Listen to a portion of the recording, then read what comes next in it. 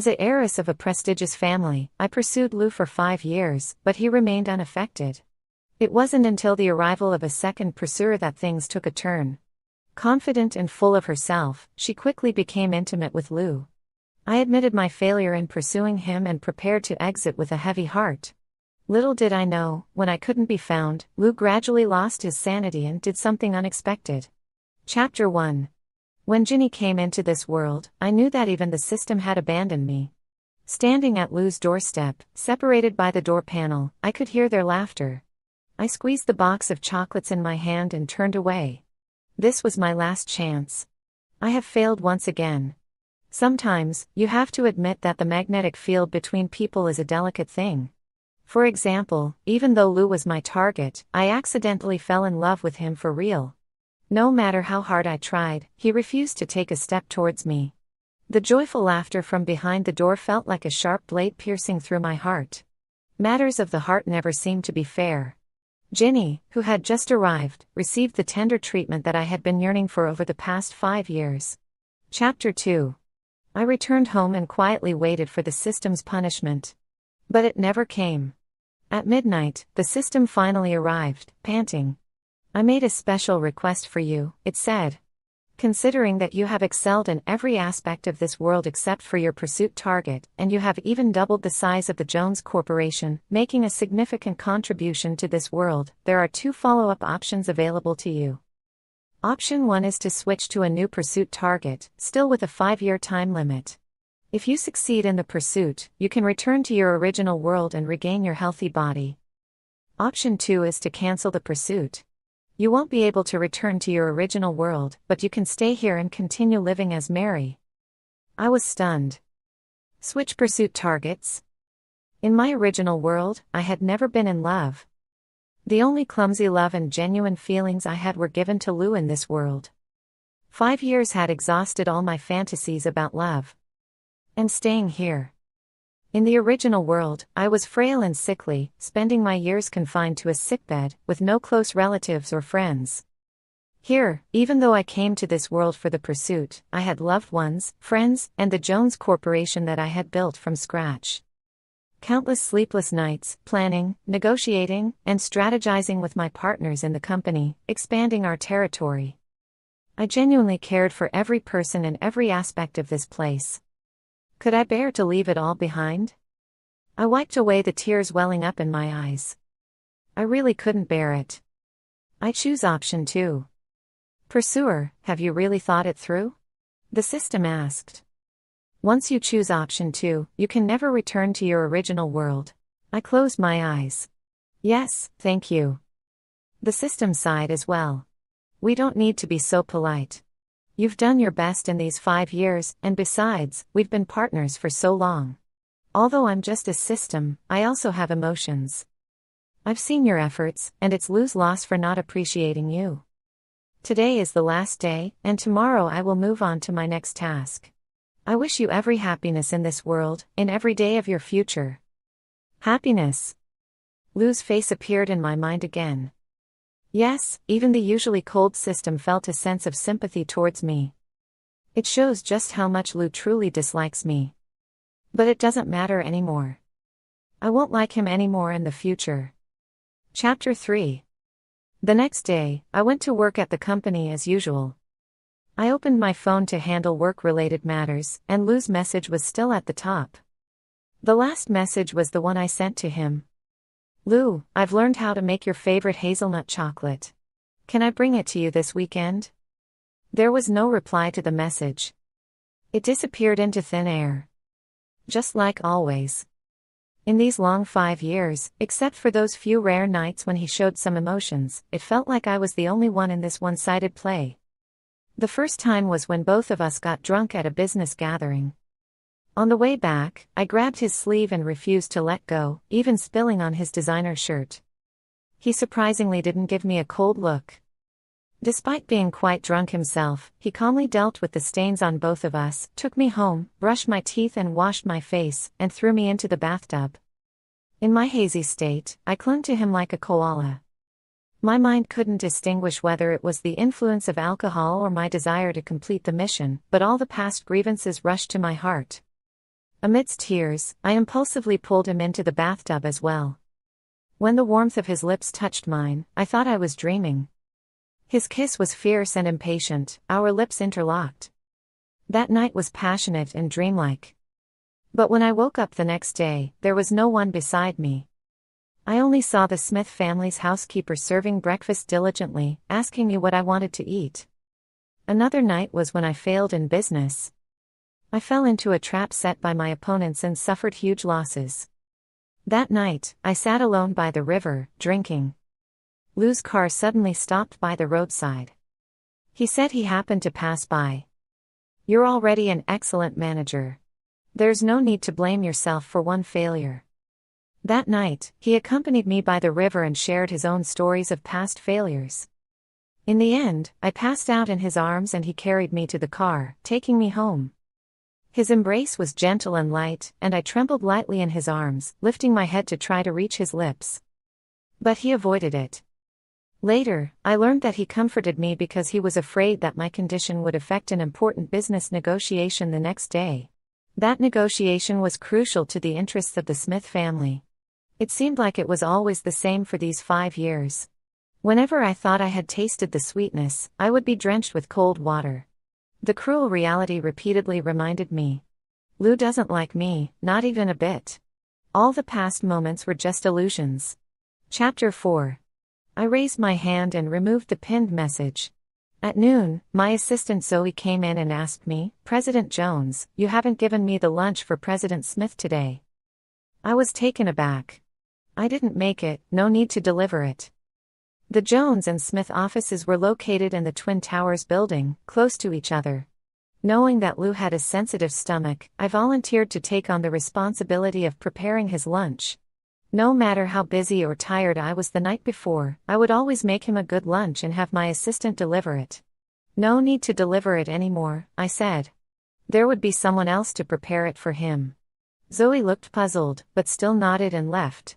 Little did I know, I took a nap until 1 o'clock when the phone suddenly rang. It was Lou's secretary, Lee. "President Jones." He sounded apologetic. "I'm sorry to disturb you, but the lunch hasn't been delivered today, and President Smith is still waiting." I fell silent for a moment. "Lee." "I'm here, President Jones." "Before I started delivering lunch to President Smith, what were the standards for the lunch you ordered for him?" It seems like it was a special meal for 500 yuan." "Then continue ordering it." "And," I said in a low voice, "let President Smith know that I won't be delivering lunch anymore." Chapter 5. I was annoyed at being interrupted during my nap. It's only natural for a person to feel irritable in such situations. But I didn't expect that at 3 o'clock, Zoe would come in again and tell me that Lou had a stomachache. It seems like he ate something too spicy. Lee is worried. "President Smith refuses to go to the hospital," Zoe said. "He mentioned that you once made him some medicinal soup when he had a stomachache." "Google it." "Huh? Let him Google it himself." I raised my head. If he still doesn't know after Googling, then he should go to the hospital. To be fair, I can't blame Lee. In the past, I used to worry about Lou so much that even the slightest discomfort would make me anxious. Over time, he got used to informing me about everything. And at that moment, a call came in from the front desk. "President Jones, there's a lady named Ginny at the front desk looking for you. She says if she mentions the word strategy, you'll understand." I fell silent for a moment. "Let her come up." Chapter 6. Ginny entered my office and looked around curiously. "So, you're the strategist that the system mentioned, the one who couldn't win over Lou." She sat across from me. "Can I call you by your name?" I nodded. "Sure, go ahead. By the way, is it true that you haven't been able to win over Lou for 5 years?" I fell silent for a moment. "Yes." "That's strange. I thought he would be quite easy to handle," she pondered. "He even let me stay overnight at his place last night." I froze. Of course, it was when he was drunk, and nothing happened in the end. She stuck out her tongue. "But he gets drunk so easily, he seems like the type that can be easily swayed." "Ginny," I interrupted her. "Why did you come to see me? What's the matter?" Oh dear, she seems somewhat frustrated. I wanted to ask for your help, actually. It's about Lou. He's not very talkative. It was already past noon and he hadn't eaten anything. I asked him what he wanted to eat, but he wouldn't say anything. He just told me to decide for him based on my preferences. And then he started having stomach pain after eating mala hot pot. I got really scared, afraid that last night's progress would be ruined because of this. I heard from his secretary that you used to prepare his lunches. So, Mary, you must know his preferences. Since you're not pursuing him anymore, can you share your strategies with me? Seeing that I remained silent, she continued pleading. Mary, please, I'm begging you. Can you help me? Actually, I don't have any strategies. I shook my head. Although this is the game mission we're playing, everyone here is a living person. I've always believed that genuine care should be exchanged with genuine care. She looked at me, seemingly confused. But aren't they just targets and NPCs to be conquered? Actually, this world isn't much different from the world we come from, I said softly. No matter who you want to conquer, you still need to make an effort to understand them, rather than relying on so-called strategies. But I don't have time. She suddenly lowered her head, tears falling down. I came to this world for my mother. She's not doing well, and I have to complete the mission within a year to save her. She cried harder. Mary, I really need to finish this mission quickly. Only by completing it can I go back home. Fine. I stood up and took out a small notebook from the bookshelf. Inside this notebook are the recipes I've researched over the past 5 years, as well as the things to take note of when taking care of him during his stomach aches. If it's helpful to you, you can take it. She wiped her tears and took it, but after flipping through a few pages, she couldn't help but exclaim, "Oh my, this is so detailed. There's no strategy more detailed than this. This isn't a strategy, it's genuine care." But this time, I couldn't say it out loud. After all, it's quite absurd to think about it. As a failure myself, what right do I have to say these things? Oh, by the way, Mary, I have one more favor to ask. She clasped her hands together. Even though Lou knows that you're a strategist, please keep it a secret that I'm also a strategist. Please, please. I was stunned. What did you say? What? Does Lou know? Ginny tilted her head. He mentioned it himself when he was drunk last night. He overheard your conversation with the system and knows that you're strategizing him. Chapter 7. Ginny's words did create a ripple in my heart, but it quickly faded away. Knowing or not knowing, what difference does it make? In the end, everything is over. A few days later, I attended a business banquet, and Lou was there too. Ginny, dressed in a high-end gown, intimately linked her arm with his. I glanced at them briefly before turning around to continue smiling and chatting with others. Socializing can be quite exhausting, but sometimes it's necessary. While I was talking with a business partner, he suddenly waved behind me. President Smith, over here. I turned around and saw Lou walking towards me, Ginny not by his side. I was just thinking, I saw President Jones earlier, but didn't see you, the lively business partner said. I've been hearing some rumors lately about you too. Are they true? There have been jokes about me and Lou before, and every time I foolishly hoped he would say something surprising. Quite absurd, really. Lou's expression remained calm. Though he didn't have his usual scowl, he didn't say a word either. Just rumors, not to be believed, I replied with a composed smile. Besides, President Smith brought a beautiful companion today, didn't you see? Oh, really? He glanced playfully between the two of us. I guess I didn't notice. After a few more casual exchanges, I found an excuse to leave and went up to the second-floor balcony. There is a rocking chair here, and whenever I feel tired, I like to sit here and rest. Behind the chair, there's a door that leads to a lounge on the second floor. This door doesn't soundproof, so as soon as I sat down, the familiar voice from inside became clear. System, Mary is really foolish, didn't you interview the candidates before selecting them? Ha ha ha, it can't be just about looks, right? I just shed a few tears in front of her, and she actually believed it. Is it because my acting is too good or because she's too naive? So silly, all beauty but no substance, just an embroidered pillow. No wonder she couldn't win over Lou for 5 years. Unbelievable. To be honest, she's a failure in this world, now nothing more than an NPC in my game, and she even tries to teach me to treat everyone sincerely. Ha ha ha, so funny. So noisy, I said. It suddenly became quiet inside. There was a rustling sound, and the door opened. Ginny stood in front of me, her face pale. Mary. I'll give you some advice, I said calmly. This door doesn't soundproof, and you disturbed my rest.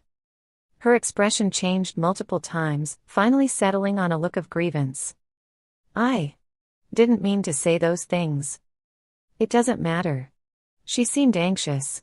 Will you tell Lou about me being a candidate just because you're upset? I shook my head. No, I have no interest in getting involved in your affairs. You can rest assured. Just, from now on, please don't appear in front of me and don't come to ask me for any strategies because I don't like you.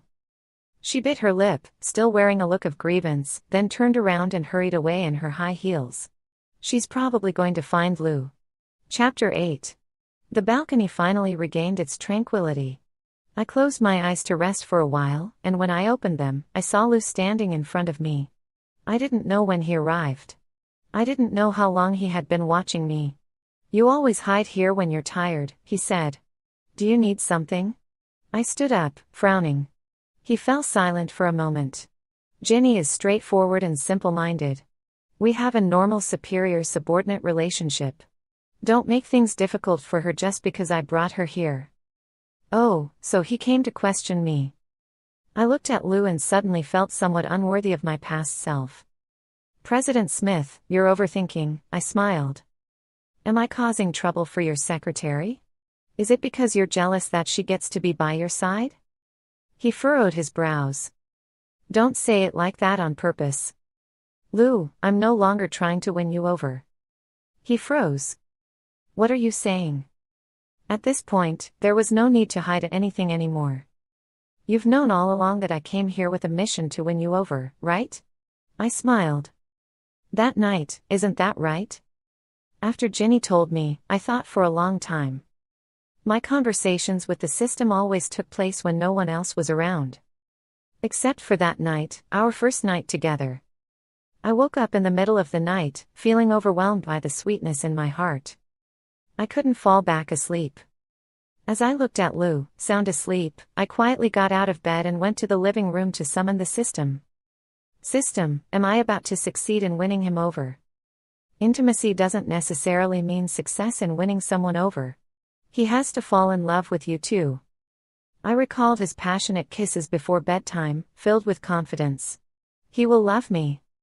After a few more words with the system, I suddenly heard a faint sound coming from the bedroom. I quickly silenced myself and tiptoed back to the bedroom. Lou was still fast asleep. I felt relieved. I suppose back then, you were actually awake and heard my conversation with the system, right? I smiled. He didn't say a word, which I took as tacit agreement. I'm sorry for bothering you for so long, but rest assured, it won't happen again, I said as I turned to leave. But suddenly, he grabbed my hand. What do you mean by it won't happen again? He furrowed his brows, his voice trembling imperceptibly. It means that because you don't love me, my mission to win you over has failed. The system has left, and I won't try to win you over anymore. You can rest assured that from now on, I won't have any communication with you outside of work. Of course, if you're not even willing to have work-related communication, I can gradually reduce my collaboration with Smith Corporation, although I don't think it's necessary to have any issues with money. I turned around and left. So all these years, you said you liked me, but it was all just part of your mission. His voice suddenly came from behind me. I paused in my steps. He took a step closer. So you really believed that I was just an object of conquest, that there were no other feelings involved? That's not true. But when the overwhelming love dissipates, what's the point of explaining? Believe what you want. People always believe what they want to believe. For 5 years, I naively thought that my love had already permeated through those trivial acts of care, affectionate gazes, and countless persistent pursuits. Even though he knew I was a conqueror, love and sincerity could still be felt. But he chose to believe his own assumptions and turned a blind eye. Suddenly, footsteps came from behind. "Mary." Lou hurriedly approached, grabbing hold of me as if trying to hold on to something about to be lost. "But I'm not his treasure, never have been. You've been lying to me all along, haven't you? You don't love me at all." He stared into my eyes, questioning. I knew what he wanted to hear. An answer that would prove he hadn't guessed wrong, that he hadn't made a mistake. I met his gaze. "It's all genuine," I said. "What?" He froze. "I came with the mission to win you over, but I also truly love you. Lou, you're so adept at understanding people in the business world. Have you never noticed that my feelings for you were always genuine?" Chapter 9. When I left, Lou was still standing on the balcony, lost in thought. After exchanging pleasantries with some business partners, I was ready to head home. Zoe was waiting for me at the door. "President Jones, are we going back now?" "Yes." "What about President Smith?" "No need to wait." Whether it was attending events together or participating in meetings, I would always wait for Lou. He couldn't handle alcohol well, but in the business world, it was impossible to avoid drinking.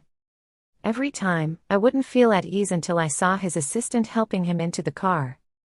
"But," Zoe whispered, reminding me, "President Smith seems to have been watching you the whole time." I paused and turned around. Lou had somehow made his way to the entrance of the lobby and was standing not far away. Ginny, who was by his side, seemed to be saying something to him with a smile, but his eyes were fixed on me. Our eyes met, and this time, it was me who looked away first. "Let's go. We won't wait anymore from now on." Chapter 10. The following days were busy for me because it was my grandfather's birthday. I organized a birthday banquet for him at home, inviting some of his friends, including old Mr. Smith from the Smith family. Unexpectedly, Lou also showed up. He was wearing a nice tie, and it took me a while to remember that it was a birthday gift I had given him 1 year. I had designed the pattern myself. But he had never worn it before. During dinner, I personally served each of the elders a bowl of handmade noodles. Grandfather Chen looked at me and couldn't help but sigh. "Oh, why don't I have a granddaughter like Mary? These noodles are so delicious. She's not only beautiful but also capable of managing a company and cooking. Old Jones, how can you have such a wonderful granddaughter?" "You're out of luck," grandfather chuckled. "It's all in the genes." Everyone burst into laughter, and the other grandfather glanced at Lou, who was quietly sitting beside me, and teased, "Mary is not young anymore. When do you plan to get married?" In the past, on occasions like this, elders would often make such jokes about me and Lou. It was obvious to everyone that I liked him. But he never responded. I stood up, smiling, and poured a drink for this grandfather. "I'm still single. If you happen to know someone suitable, please introduce them to me. If it works out and we get married, I'll give you a big red envelope." Cheers. The glass in front of Lou spilled. I hurriedly wiped the table and the stain on his shirt with my hands. "I'll take care of the tie myself."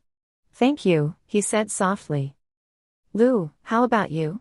Should grandfather also introduce someone to you?" Lou paused as he wiped his tie. I don't need that, thank you, grandfather." Chapter 11. The old men present, including my grandfather, were all astute individuals. After eating for a while, my grandfather suddenly asked Old Smith if he wanted to play a game of chess with him. Naturally, Old Smith accepted the challenge, and the other grandfathers expressed their desire to watch. At the dining table, only Lou and I remained. To be honest, in the past, I would have been ecstatic about having this opportunity to be alone with him. I would have racked my brain to come up with fresh and interesting topics to talk about with him. But now, I had no desire to speak. The other side of the hall was bustling with activity, people playing chess, watching the game, and offering guidance. On our side, apart from the sounds of our utensils, there was no other noise. "You made the noodles?" he suddenly asked. "Yes." "Making handmade noodles requires skill." "Yes." "Who taught you?" I put down my bowl. If you don't find them tasty, you don't have to eat them. He froze. That's not what I meant. I'm full. I stood up and went to the third-floor terrace. Grandfather enjoyed lively environments, so I had prepared fireworks on the terrace for today. To my surprise, he followed me up. Let me help. Everything is already set up. Just wait downstairs to watch. But he still didn't leave. Is there something else? I went to the mall yesterday and happened to see a pair of earrings that would suit you. You must be mistaken. Today is my grandfather's birthday, not mine. Silence filled the air once again. Just as I finished checking everything and was about to go downstairs, he suddenly spoke again. That night, I heard everything. Your conversation with that system. I couldn't bear being deceived, so I left early the next morning. You didn't hear everything, I said. What? He was bewildered. Actually, that night, I said more after that. After making sure he was asleep, I sneaked into another room and quietly asked the system another question. I asked the system if I could choose to stay in this world if I successfully completed the conquest. I looked up at the pitch-black night sky. I said that I couldn't bear to leave you, that I wanted to be with you forever. That night, I was so happy, not only because our relationship had grown closer, but also because the system eventually agreed to help me apply to stay by your side, in this world, after a successful conquest. Perhaps, after all, I stayed in this world. But there was no longer any connection with Lou. Chapter 12. After saying that, I turned and went downstairs. Lou hesitated for a moment before following me. Mary. He called out. Miss, Ginny from the front desk said she's looking for you, the maid said at the staircase. What could she want? Confused, I went outside and saw Ginny standing timidly at the villa gate, holding a gift box in her hands. Lou, equally puzzled, joined me and asked, What are you doing here? I heard that old Jones was celebrating his birthday, so I prepared a small gift. Her eyes welled up with tears. You won't dislike it, will you? I remained silent. I clearly told her not to appear in front of me anymore. Mary, can you come here for a moment? She asked cautiously. I took a couple of steps forward. She suddenly leaned closer to my ear. Mary, I'm at a critical stage in the conquest. Can you act along with me? She whispered. With that, she grabbed my hand and threw the gift she was holding herself, taking a few steps back and falling to the ground. Mary. Tears streamed down her face. Meanwhile, I had my back turned to Lou, so he couldn't see what I was doing with my hand. I suddenly understood Ginny's intention and let out a sigh. As expected, Lou quickly walked over. What's going on? He asked, furrowing his brows. Lou. She maintained her fallen posture, tears glistening in her eyes. I just wanted to give the gift to Mary, but you weren't invited, and you shouldn't have come in the first place, Lou said coldly. What? What? Her eyes widened, seemingly unable to comprehend why the situation didn't unfold as she had imagined. But this outcome was already anticipated. The Lou I knew wouldn't be swayed by such petty tricks. Perhaps he had been indifferent to me before, but he wasn't the brainless domineering CEO from a novel. If he couldn't see through such a simple scheme, the Smith family would have been completely defeated by him long ago.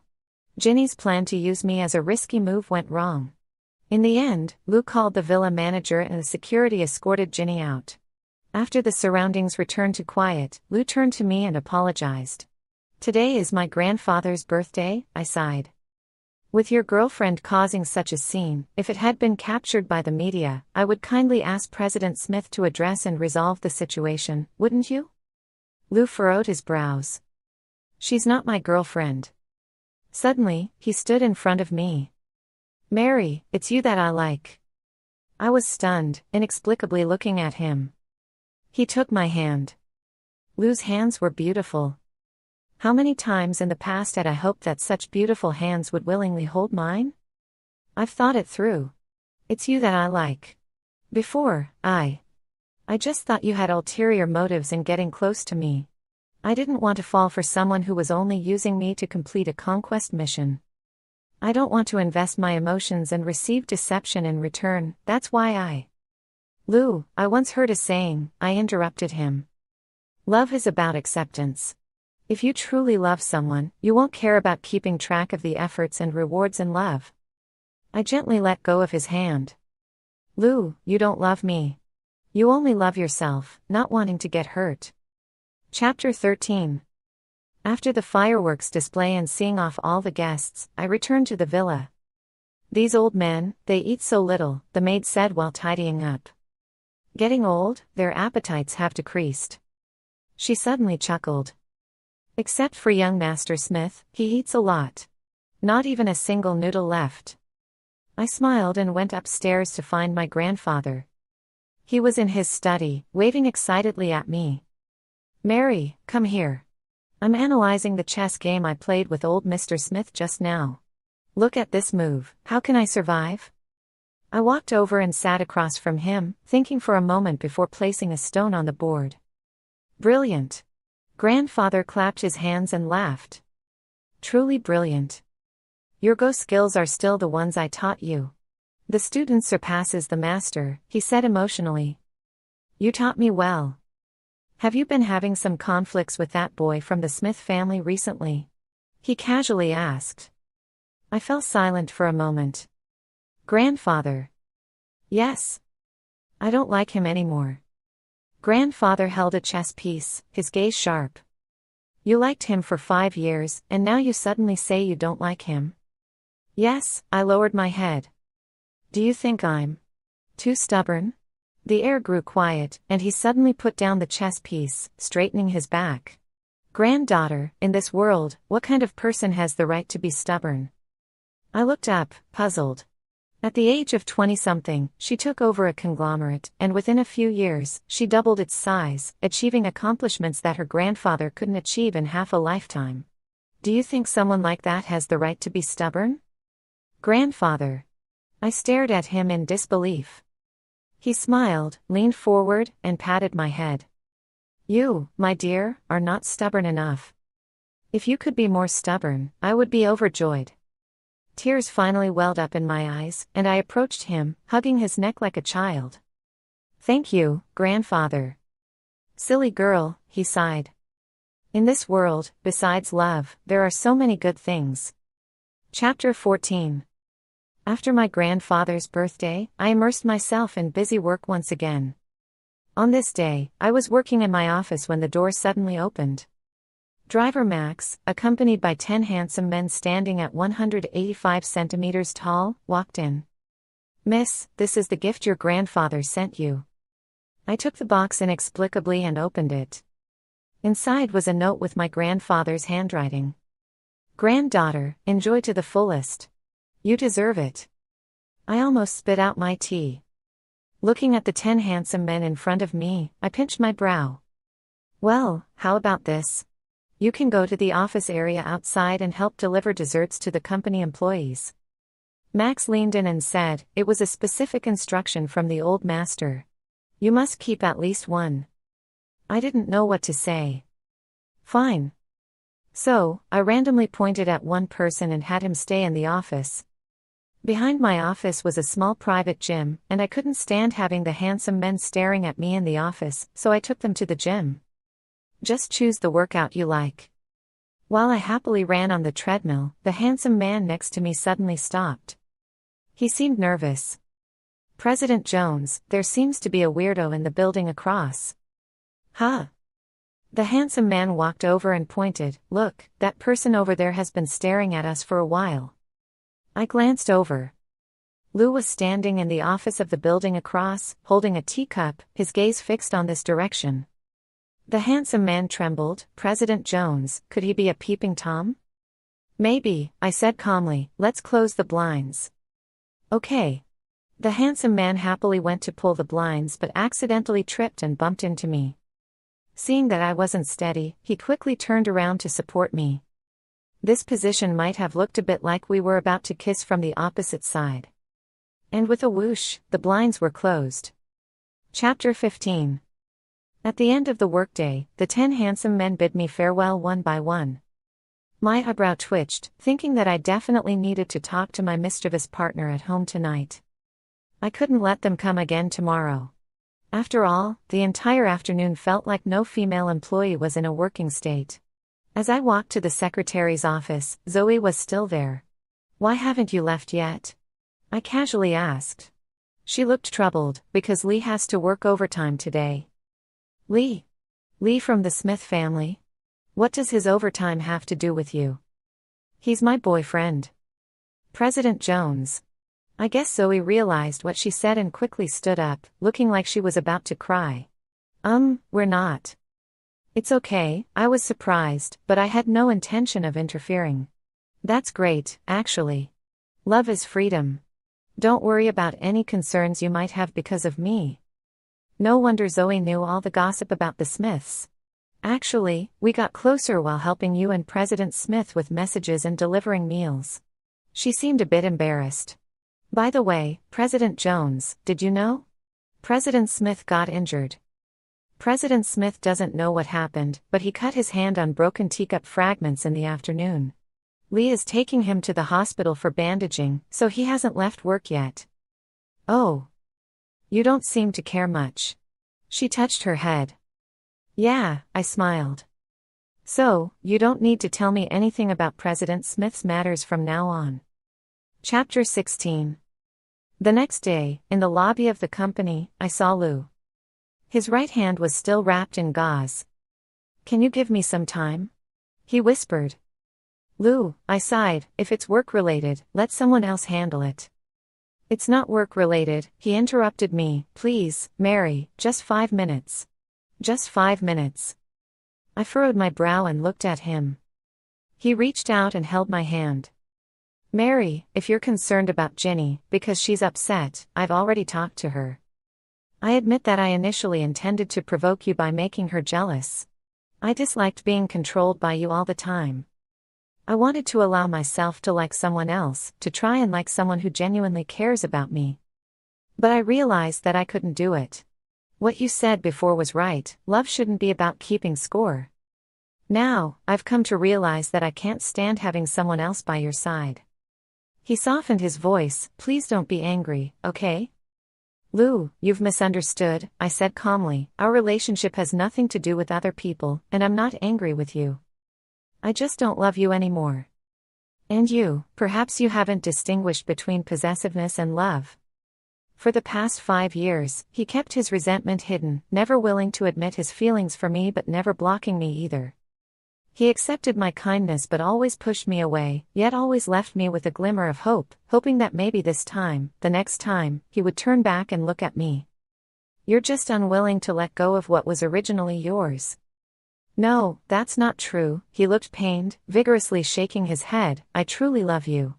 As we were caught in this struggle, I suddenly saw Ginny. She stood outside the door like a ghost.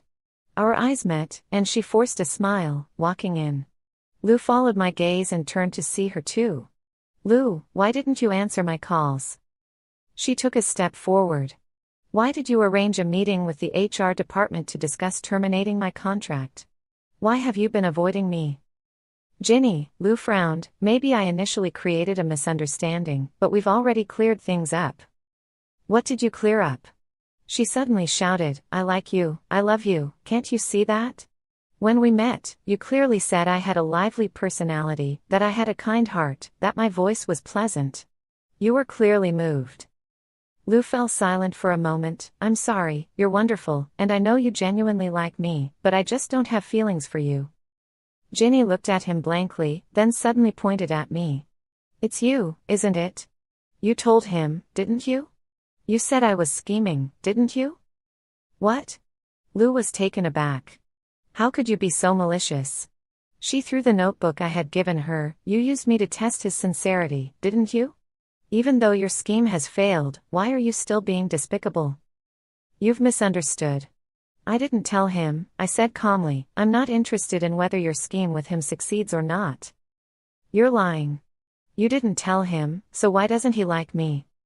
Her gaze was filled with resentment. "You just can't stand your own failure, so you don't want me to succeed either." There was no need to reason with someone who was being irrational. Security, I turned my head, and someone immediately approached. Ginny was escorted out of the door, still shouting. Meanwhile, Lou remained frozen in place since he heard the word scheme. His hands trembled as he bent down to pick up the notebook from the ground. This is. She asked for it from me. Since she doesn't need it anymore, throw it away.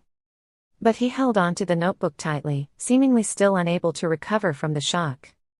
You see, Lou, what you once believed, what you were so sure of, may not always be right. You never understood how to determine sincerity. And the moment of truth came earlier, and more unexpectedly, than imagined. Mary, what she said. His voice trembled. It's all true. I looked directly into his eyes and said calmly. Both Ginny and I were schemers.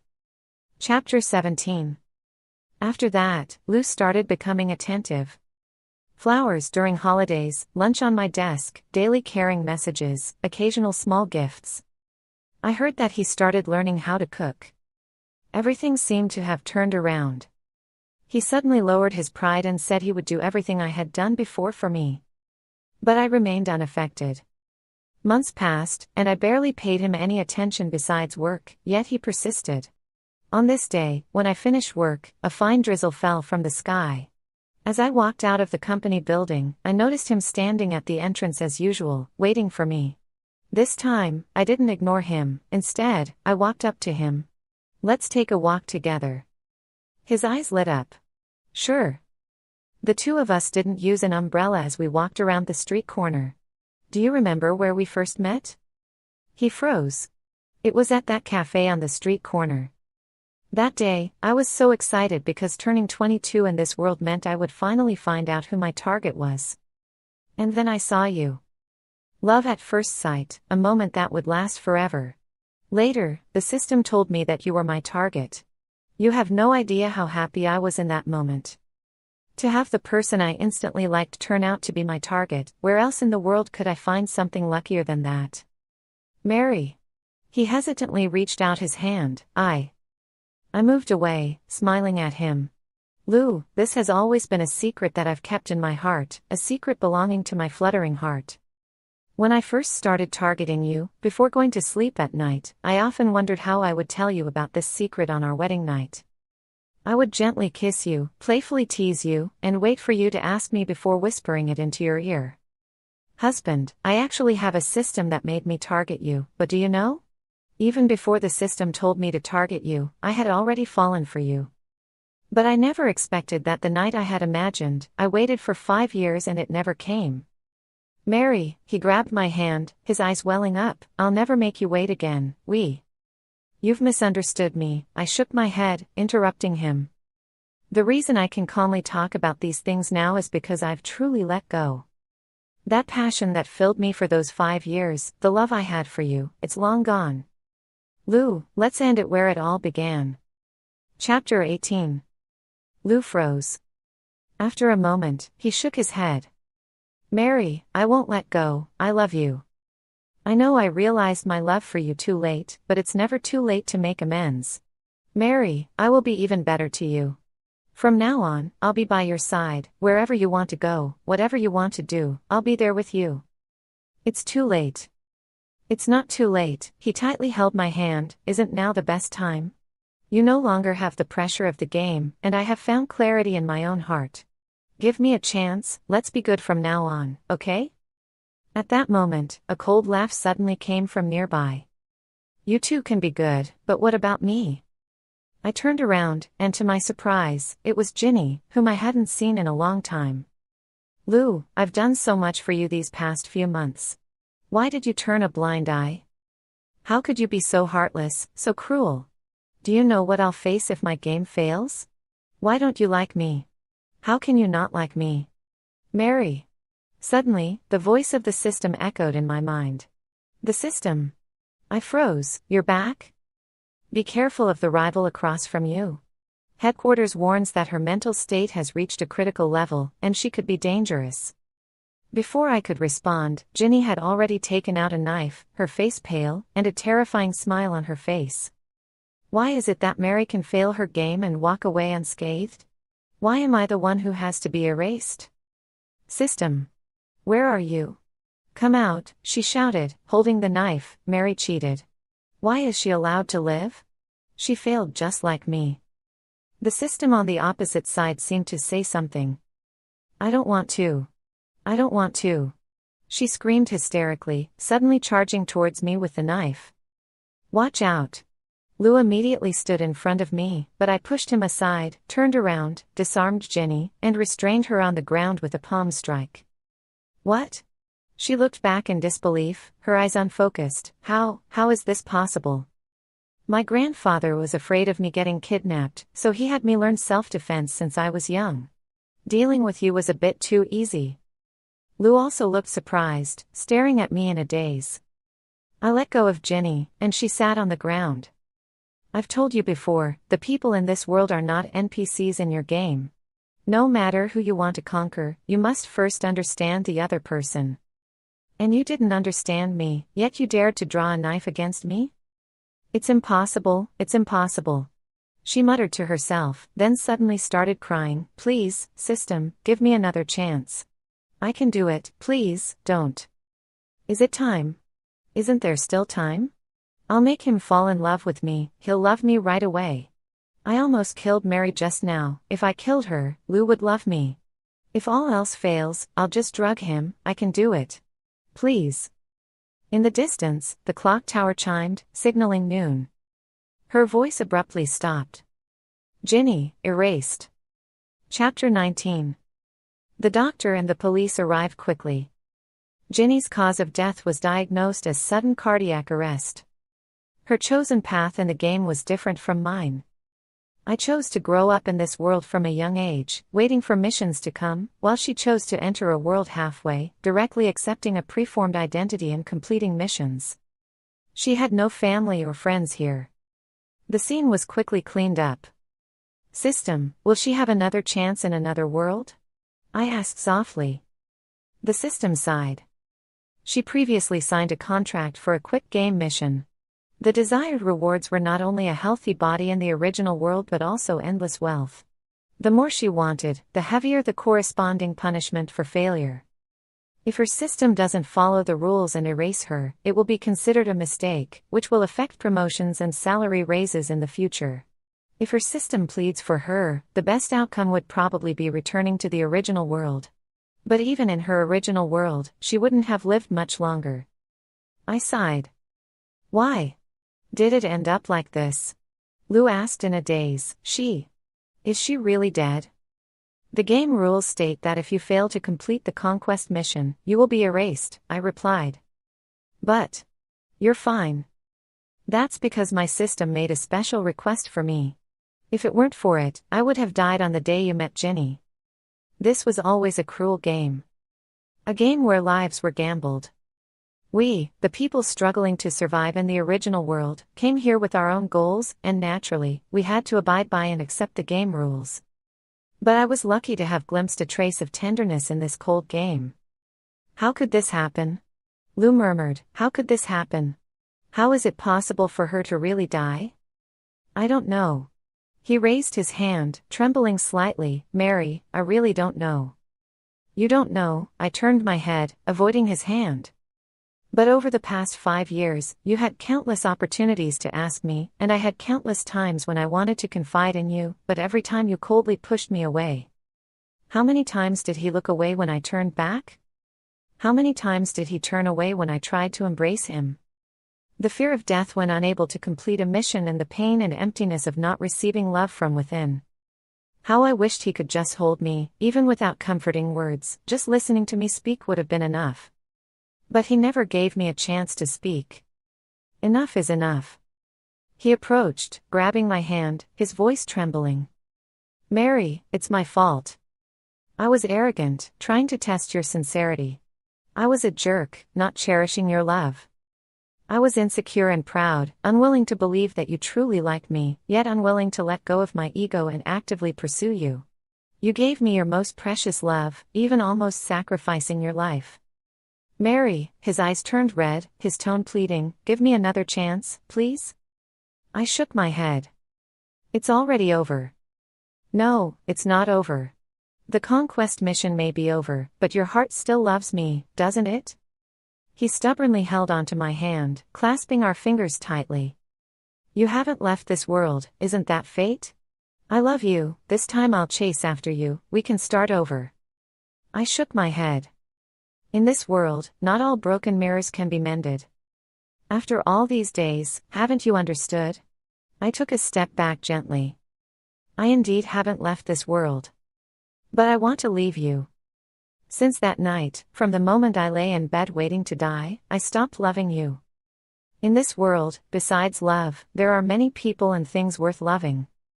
Family, friends, career, oneself. I love you, his eyes filled with tears. Mary, I truly love you. One by one, I separated Lou's hand from mine. Lou, your love came too late. Chapter 20. After that, in order to make Lou give up on me, I still blocked him. Grandpa arranged 4 1.9-meter bodyguards for me, making it impossible for Lou to get close to me. After a while, Grandpa told me that Lou had resigned as the CEO of Smith Corporation and handed the company over to his younger brother. He left the city. Lee said that President Smith went to find the system, Zoe said. The system? He said that there is a system in this world, and if you can find that system, you might be able to find a way to be reborn or go back in time. Upon hearing this, I felt a sense of melancholy. What's the use of that? Instead of thinking about living another life, it's better to cherish the people who will be by his side in the future.